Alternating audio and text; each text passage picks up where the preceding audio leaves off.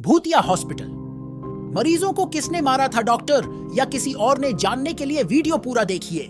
नमस्कार दोस्तों, वीडियो शुरू करने से पहले चैनल को सब्सक्राइब, वीडियो को लाइक, शेयर और एक प्यारा सा कमेंट करना न भूलें। शुरू करते हैं। जब मैं पहली बार उस अस्पताल में आया, मुझे बिल्कुल भी अंदाजा नहीं था कि यह मेरे जीवन की सबसे भयानक और यादगार रात होने वाली थी। मैं बस एक मामूली बीमारी के इलाज के लिए आया था, लेकिन जिस डरावनी और रहस्यमयी घटनाओं का सामना मुझे करना पड़ा, वह मुझे आज भी सिहरन से भर देता है। उस रात ने मेरी जिंदगी बदल दी और मेरी सोच को हमेशा के लिए बदल दिया। मुंबई का यह अस्पताल, जो कभी आधुनिकता का प्रतीक माना जाता था, अब धीरे धीरे जर्जर हो चुका था। यह अस्पताल कभी अपनी बेहतरीन सेवाओं के लिए जाना जाता था। यहां पर देश विदेश से मरीज इलाज करवाने आते थे। समय के साथ यह अस्पताल प्रशासन की लापरवाही और फंड की कमी के कारण खंडहर में तब्दील हो गया। लोग कहते थे कि यह अस्पताल अब भूतिया हो चुका है। लोग यहां इलाज कराने से डरते थे। कहते थे कि यहां रात को अजीब आवाजें आती हैं, मरीज और डॉक्टर अचानक गायब हो जाते हैं। मुझे पहले तो इन बातों पर यकीन नहीं था, लेकिन जब मैंने यहां भर्ती होने का निर्णय लिया, तो मेरे परिवार वालों ने मुझे खूब समझाया कि यहां मत जाओ। लेकिन मेरे पास और कोई चारा नहीं था। उस समय बाकी अस्पताल या तो दूर थे या भरे हुए थे। मेरे पास कोई दूसरा विकल्प नहीं था। जब मैं वहां पहुंचा तो अस्पताल की हालत देखकर मैं हैरान रह गया। दीवारें जर्जर हो चुकी थीं, जगह जगह सीलन थी और अस्पताल में एक अजीब सी बदबू फैली हुई थी। उस रात जब मुझे तेज बुखार और सिरदर्द हुआ, तो मेरे परिवार वालों ने मुझे इस पुराने अस्पताल में भर्ती करवाया। हमारे पास और कोई चारा नहीं था, क्योंकि बाकी अस्पताल या तो दूर थे या भरे हुए थे। मुझे देखते ही डॉक्टर ने कहा कि मुझे तुरंत भर्ती करना पड़ेगा। डॉक्टर ने मेरे परिवार वालों को बताया कि मुझे रात भर निगरानी में रखना पड़ेगा। रात के 11 बजे के करीब मुझे एक पुराने और अंधेरे कमरे में शिफ्ट किया गया। कमरे में सिर्फ एक छोटी सी ट्यूबलाइट थी, जो लगातार टिमटिमा रही थी। कमरे के बाहर की गलियों से अजीब और डरावनी आवाजें आ रही थीं। मुझे लगा शायद यह मेरे बीमार दिमाग की उपज है। रात के करीब 12 बजे डॉक्टर ने मेरा चेकअप करने के लिए कमरे में प्रवेश किया। डॉक्टर की उम्र लगभग 50 साल के आसपास थी। उसका चेहरा गंभीर और आंखों में एक अजीब सी चमक थी। उसने मेरी जांच की और बिना कुछ कहे चला गया। मुझे उसकी आंखों में कुछ अजीब सा महसूस हुआ, जैसे वह कुछ छुपा रहा हो। डॉक्टर के जाने के बाद मैं अपने बिस्तर पर लेट गया, लेकिन नींद नहीं आ रही थी। रात के लगभग 2 बजे, जब पूरा अस्पताल नींद में डूबा हुआ था, मुझे कमरे के बाहर से किसी के रोने और चीखने की आवाजें सुनाई देने लगी। मैंने हिम्मत जुटाकर दरवाजा खोला और देखा कि गलियारे में कोई नहीं था, लेकिन आवाजें लगातार बढ़ रही थीं। मुझे लगा कि मैं शायद सपना देख रहा हूं। सुबह होते होते मैं और भी अजीबोगरीब घटनाओं का सामना करने लगा। अस्पताल के अन्य मरीज और कर्मचारी भी अजीब और डरावनी बातें कर रहे थे। कुछ लोगों ने बताया कि उन्होंने रात को एक सफेद साड़ी पहने हुए औरत को देखा है, जो गलियारे में घूम रही थी। मैं पहले तो इन बातों पर यकीन नहीं कर रहा था, लेकिन धीरे धीरे मेरे मन में भी डर बैठने लगा। अस्पताल के इतिहास के बारे में जानने के लिए मैंने वहां के कुछ पुराने कर्मचारियों से बात की। उन्होंने मुझे बताया कि यह अस्पताल पहले बहुत प्रतिष्ठित था। यहां के डॉक्टर और स्टाफ बहुत मेहनती थे, लेकिन कुछ साल पहले एक भयानक घटना हुई थी। एक डॉक्टर ने यहां के कई मरीजों की हत्या कर दी थी। बाद में उस डॉक्टर ने खुद को भी मार लिया। शाम होते होते मैंने निश्चय किया कि मुझे इस डॉक्टर के बारे में और जानना होगा। मैंने अस्पताल के कुछ पुराने कर्मचारियों से बात की। उन्होंने बताया कि यह डॉक्टर असल में एक भूत है, जो सालों पहले मर चुका था, लेकिन उसकी आत्मा अब भी इस अस्पताल में भटक रही है। उसने अपने जीवन में कई मरीजों की जान ली थी और अब भी उनकी आत्माएं इस अस्पताल में भटक रही हैं। उस रात मैंने फैसला किया कि मैं इस रहस्य का पता लगाकर ही रहूंगा। रात के करीब 1 बजे मैं धीरे धीरे अपने कमरे से बाहर निकला और गलियारे में चलने लगा। अचानक मुझे डॉक्टर की छाया दिखाई दी। वह एक मरीज के कमरे में जा रहा था। मैंने हिम्मत जुटाकर उसका पीछा किया। जब मैंने दरवाजा खोला तो देखा कि डॉक्टर एक मरीज को मारने की कोशिश कर रहा था। उसकी आंखों में एक अजीब सी चमक थी और वह कुछ बुदबुदा रहा था। मैंने चिल्लाकर उसे रोका और तभी उसने मेरी तरफ देखा। उसकी आंखें लाल हो चुकी थीं और चेहरा विकृत हो गया था। मुझे नहीं पता कि उस समय मुझ में इतनी हिम्मत कहां से आई, लेकिन मैंने जोर से चिल्लाकर बाकी लोगों को बुलाया। जब लोग वहां पहुंचे तो डॉक्टर गायब हो चुका था। बाद में हमें पता चला कि जिस कमरे में वह डॉक्टर गया था वहां वास्तव में कोई मरीज नहीं था। उस घटना के बाद मैंने तुरंत अस्पताल छोड़ने का निर्णय लिया, लेकिन मेरे मन में एक सवाल उठता रहा कि आखिर उस डॉक्टर का सच क्या था। मैंने इस सवाल का उत्तर खोजने की कोशिश की।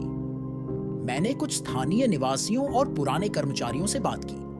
उन्होंने बताया कि वह डॉक्टर बहुत ही काबिल और ईमानदार था, लेकिन एक दिन उसके साथ कुछ अजीब हुआ। डॉक्टर का नाम अजय था।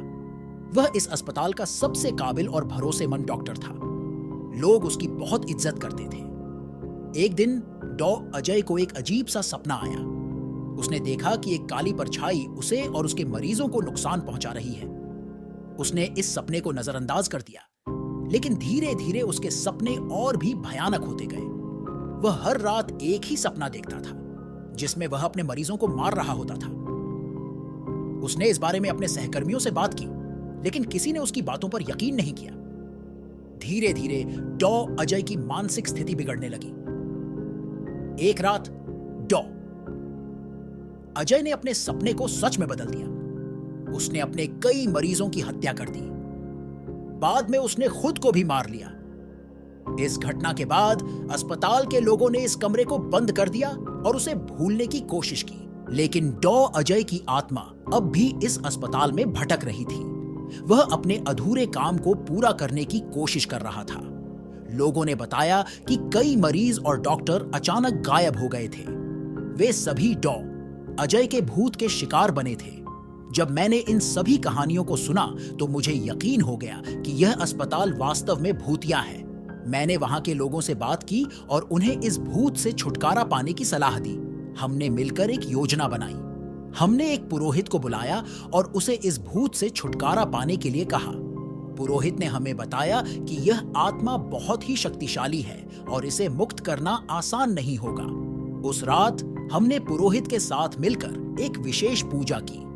पुरोहित ने हमें बताया कि हमें इस आत्मा का सामना करना होगा और उसे उसकी गलती का एहसास दिलाना होगा।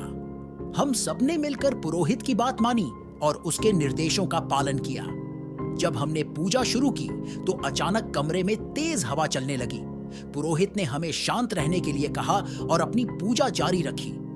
अचानक अजय की आत्मा हमारे सामने प्रकट हुई। उसका चेहरा विकृत था और आंखों में क्रोध की ज्वाला थी। हम सब डर गए, लेकिन पुरोहित ने हमें हिम्मत दी। उसने अजय की आत्मा से बात की और उसे उसकी गलती का एहसास दिलाया।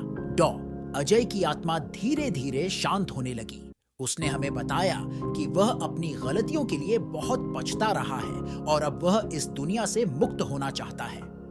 पुरोहित ने हमें बताया कि अब समय आ गया है कि हम इस आत्मा को मुक्त कर दें। हम सब ने मिलकर अजय की आत्मा के लिए प्रार्थना की और उसे मुक्त कर दिया। उस घटना के बाद हमने उस अस्पताल को हमेशा के लिए बंद कर दिया। मैंने उस रात जो देखा वह आज भी मुझे डराता है। मुझे एहसास हुआ कि वह डॉक्टर असल में एक भूत था जो अपनी अधूरी इच्छाओं की पूर्ति के लिए इस दुनिया में भटक रहा था। उस अस्पताल को बाद में बंद कर दिया गया, लेकिन उसकी कहानियां आज भी मुंबई के लोगों के बीच जीवित हैं।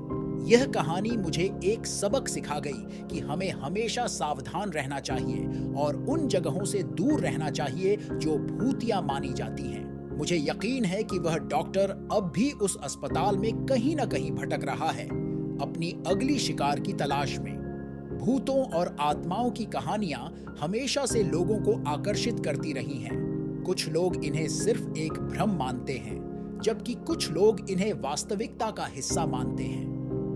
मेरी कहानी इसी द्वंद्व को दर्शाती है। अस्पताल के बंद होने के बाद वहां के स्थानीय लोगों ने उसे पुनः प्राप्त करने का प्रयास किया। उन्होंने सोचा कि अगर इस स्थान को सही से पुनर्निर्मित किया जाए तो यह फिर से उपयोगी हो सकता है। लेकिन जब उन्होंने निर्माण कार्य शुरू किया तो अजीब घटनाएं फिर से शुरू हो गईं। निर्माण कार्य के दौरान मजदूरों ने अजीब आवाजें सुनी और कुछ मजदूरों ने तो वहां पर अजीब आकृतियां भी देखी। धीरे धीरे मजदूरों ने वहां काम करना बंद कर दिया और वह स्थान फिर से वीरान हो गया। इस कहानी के माध्यम से मैं आपको एक चेतावनी देना चाहता हूं कि कभी भी ऐसे स्थानों पर जाने की गलती न करें जो भूतिया माने जाते हैं। यह आपके जीवन के लिए खतरा बन सकता है। उस रात की घटना ने मेरे जीवन को हमेशा के लिए बदल दिया। मैंने सीखा कि हमें हमेशा सतर्क रहना चाहिए और अनजानी जगहों से दूर रहना चाहिए। मेरा यह अनुभव मुझे हमेशा याद रहेगा। इसने मुझे सिखाया कि हमें अपनी जिंदगी में कभी भी किसी चीज को हल्के में नहीं लेना चाहिए। हमें हमेशा सतर्क रहना चाहिए और अपनी सुरक्षा का ध्यान रखना चाहिए। इस कहानी का अंत यही होता है, लेकिन इसका असर हमेशा रहेगा। मैंने जो देखा और महसूस किया वह कभी नहीं भूल सकता। यह एक ऐसा अनुभव था जिसने मुझे जीवन के गहरे और रहस्यमयी पहलुओं से रूबरू करवाया। उस घटना के बाद मैंने मुंबई छोड़ दिया और एक नए शहर में अपनी जिंदगी की शुरुआत की। लेकिन उस रात की यादें हमेशा मेरे साथ रहेंगी। मैंने सीखा कि हमें अपने जीवन में हमेशा सतर्क रहना चाहिए और किसी भी अज्ञात खतरे से बचने के लिए तैयार रहना चाहिए। इस कहानी के माध्यम से मैं आपको एक संदेश देना चाहता हूं कि कभी भी किसी भी भूतिया जगह पर जाने की गलती न करें। यह आपके जीवन के लिए खतरनाक हो सकता है। हमेशा सतर्क रहें और अपनी सुरक्षा का ध्यान रखें। इस कहानी ने मेरे जीवन को हमेशा के लिए बदल दिया। मैंने सीखा कि हमें हमेशा सतर्क रहना चाहिए और उन जगहों से दूर रहना चाहिए जो भूतिया मानी जाती हैं। यह कहानी सिर्फ एक कहानी नहीं है, बल्कि एक सबक भी है जो हमें जीवन में सतर्क रहने की आवश्यकता को समझाती है।